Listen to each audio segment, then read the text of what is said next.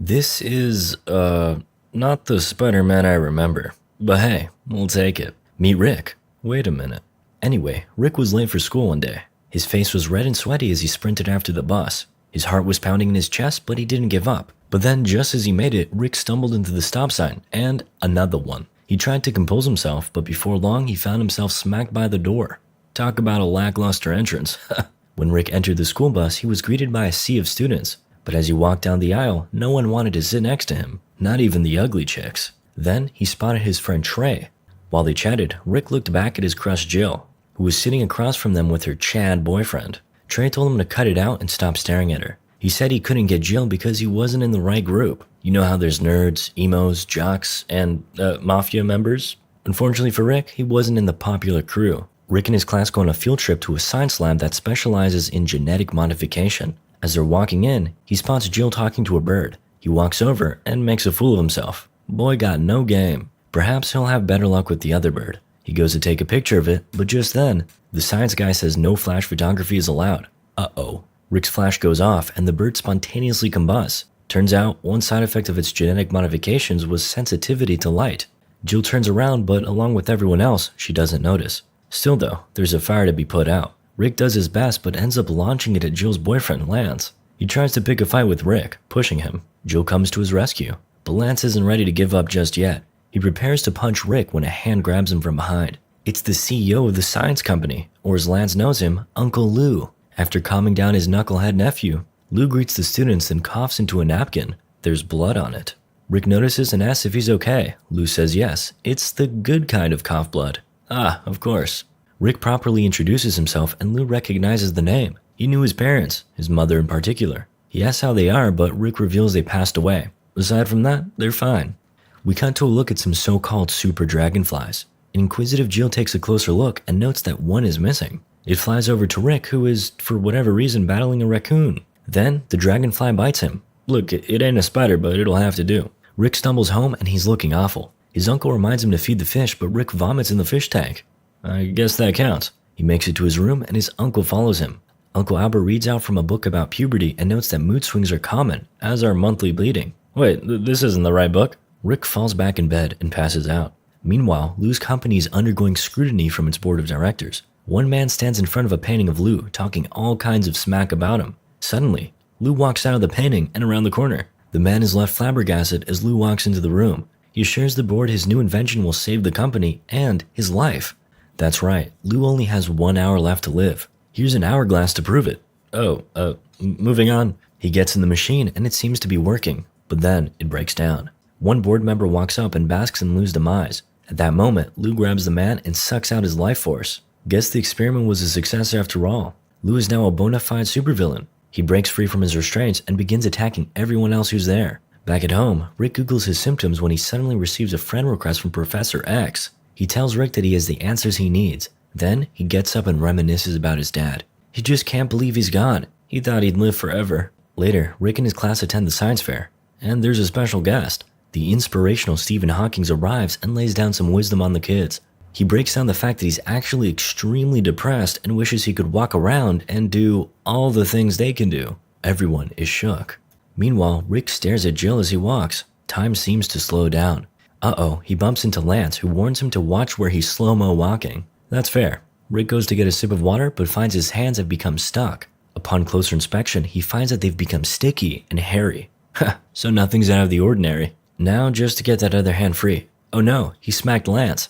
A slow-mo fight breaks out with Rick expertly dodging Lance's punches. Or not. He gets sent flying into Stephen Hawking's. Oh god, not the bees! A total frenzy has broken out and Rick is not about to stick around. He'd rather run outside and stick to some walls.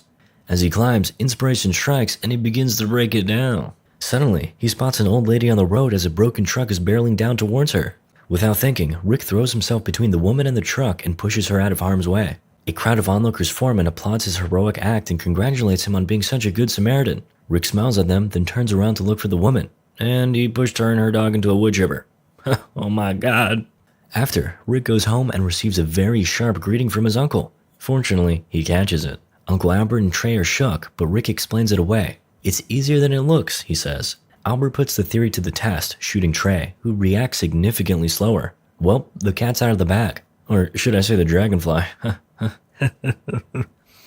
Rick definitely has superpowers, but just to be extra sure, Albert stabs him. My goodness, good thing that didn't work. Albert and Trey are excited for Rick, but he starts whining about things. He never wanted these powers. Albert reminds him that his parents wanted greatness for him. We cut to the night of their passing. They had just left an opera and were walking down a sketchy alley. What the dog doing? Rick's dad tells him that one day people are going to look to him to be a hero, and when that day comes, he must be ready. However, Rick never expected that day to be now. A robber apprehends his dad and Rick decides to be a hero. He takes action but inadvertently causes the man to shoot his mom and the light post and the other light post, and now his dad's begging him to stop. But Rick can't. He's being a hero. The robber runs away, traumatized. Rick tends to his father, who asks him to reach into his jacket and retrieve a ring. As his father recalls the importance of this heirloom, it slips. Wow, oh, okay. Well, he gets it back, and back in the present, he decides he's not worthy of the ring. He tosses it, but it comes right back, into his eye. Suddenly, he hears screaming, gunfire, and animal noises coming from Jill's house. She comes outside and they chat for a bit. Oh, and her fence is electric, cause why not? Then Lance pulls up in his whip, cutting their conversation short. But she does say that Rick could give her a ride sometime. He turns back to look at his car, and well, it's a bicycle, and now it's gone. Jill heads off. Oh look, some birds, and they're gone. Back in his room, Rick receives another message from Professor X, but this time it's a video. He says he can help him train, but then the video starts bugging out and Rick can't make out what he's saying. Something about deleting his internet history. After the call, he gets a pop-up ad about a car loan. Great, just what he needs.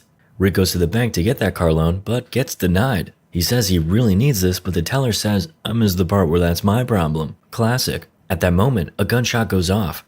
Someone is robbing the bank and Rick and his aunt make a run for the door, but so does their would-be robber. The man has trouble opening the door. You know, one of those push-pull moments. The ever-polite Rick helps him. He had the same problem coming in. The bank teller runs up and is upset.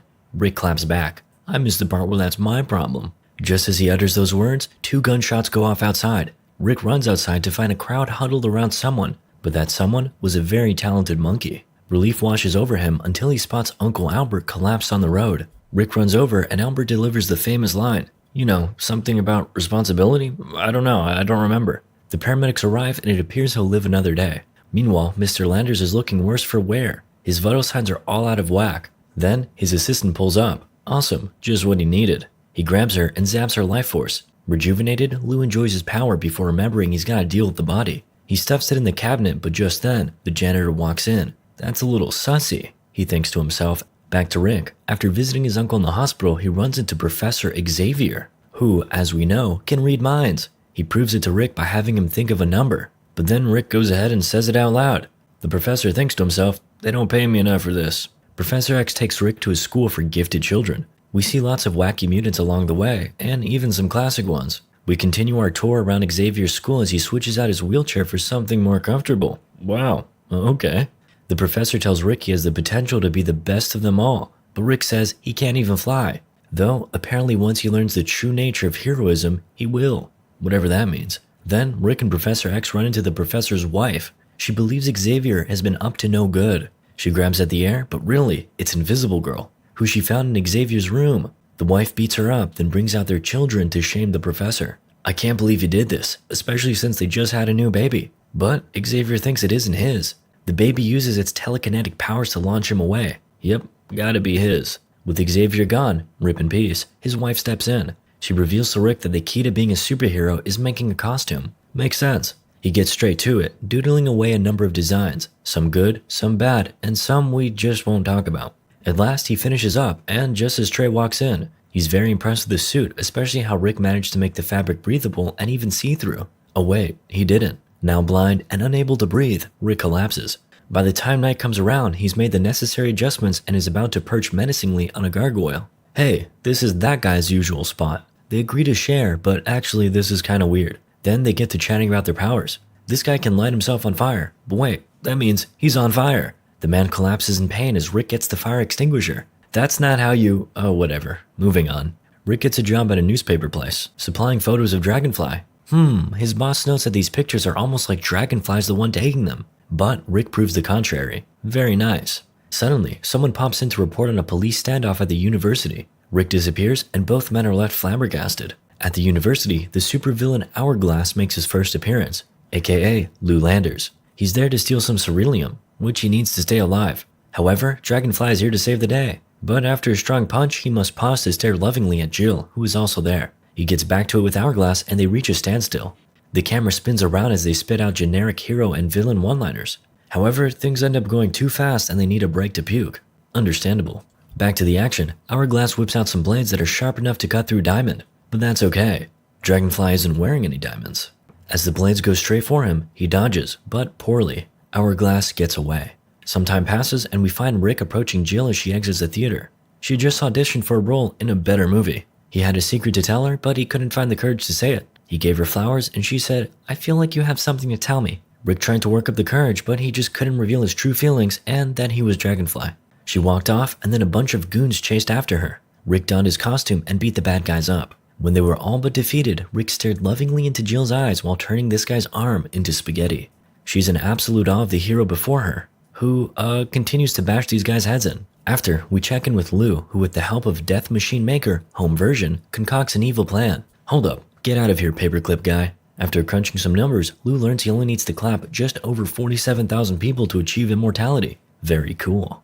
Oh look, it's that time of the year, Thanksgiving. Rick's aunt invited Jill over and they talk about relationship stuff while Auntie stuffs the turkey. My goodness, it sure can fill a lot. Just as Jill is about to proclaim her true love for Dragonfly, her boyfriend Lance comes through and he brought his uncle, Lou. As for Rick, he's late. He stumbles into his room through the window but makes some noise in the process. A suspicious Lou offers to check things out. He makes his way up and Rick has no time to react. He's draining the main vein. Lou enters, but Rick is nowhere to be found. Uh-oh, he's about to drop some sweat. As Lou walks off, it drips down. He quickly turns around but eventually figures it was just his imagination. Then it happens again. And again. Before you know it, it's raining indoors. This time, Lou looks up, but somehow, Rick is gone. He's hiding. Every time Lou checks the spots he's in, he's gone. Then he ends up behind him. Literally. Even then, Rick cannot be caught. His evasive maneuvers have proven extremely effective. A defeated Lou returns downstairs and Rick follows shortly after. At dinner, Rick and Lou notice each other's scratches and bruises. Lou claims his came from a girl on Craigslist, while Rick says his came from a guy on Craigslist. In that moment, Lou realizes that Rick must be Dragonfly, but Rick remains none the wiser. Lou and Lance head out, leaving Rick and Jill to share a moment together. They talk about Dragonfly and lovey-dovey stuff. And all the meanwhile, Auntie is just really letting loose, with complete and utter disregard for humanity. Fortunately, Hourglass stops by and lets some fresh air in. Rick is shocked that he knows his identity. Then, as villains do, Hourglass reveals his plan to wipe out thousands. Rick attacks, but ends up knocking himself out. With him gone, Hourglass goes after his aunt. At the hospital, we learn that she is Rip in peace. However, Rick's uncle just woke up from his coma. It's imperative he doesn't hear any bad news that may shock his mental state. The doctor enters the room and Albert asks about his wife. "Oh, she gone," the doctor says. He mistakenly thought that was good news. Understandable. At the funeral, Albert proclaims his love for his late wife and hops into the casket. But wait, there was a mix-up. This is his wife. Oh, on second thought, funerals are too expensive. How about a cremation? Excellent.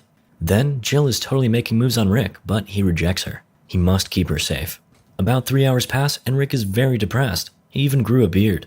However, Uncle Albert and Trey come to the rescue and give him a prep talk. Albert hands him his father's ring and reminds him to honor the words inscribed on it. Some of the words include honor, dignity, pride, duty, commitment, bravery, affordable healthcare. Okay, that's enough. Rick decides he'll be a hero but doesn't know where to start. Where is he going to find thousands of people all in one place? Suddenly, the TV turns on and there's a convention where thousands of people will be in one place. This must be where Hourglass is going to do his evil plan. Rick heads over and guess who's there? Lou. Rick immediately informs him that the Hourglass must be one of the attendants. Lou thinks it's the Dalai Lama. Apparently, he saw him with some ceruleum. He's the next speaker up, but when the curtains go down, Dragonfly is on the stage beating the poor man senseless. Amidst all the confusion, the real Hourglass makes his move and runs away. Dragonfly makes chase and finds himself in a hero convention. Well, isn't that convenient? Hourglass takes off in his chair of destruction and drops some rubble on Dragonfly. Using his super strength, he launches it up, only for it to fall back down again. Hourglass decides to finish him off with those diamond-piercing blades he loves so much. But Jill comes to the rescue and tanks the damage. Hourglass pieces out and Dragonfly is in shambles. In his moment of weakness, he speaks with Stephen Hawking, who quotes some inspirational Celine Dion songs for him. That's just what he needed. Dragonfly rushes to the roof and grabs onto Hourglass. He uses the rejuvenating energy to save Jill.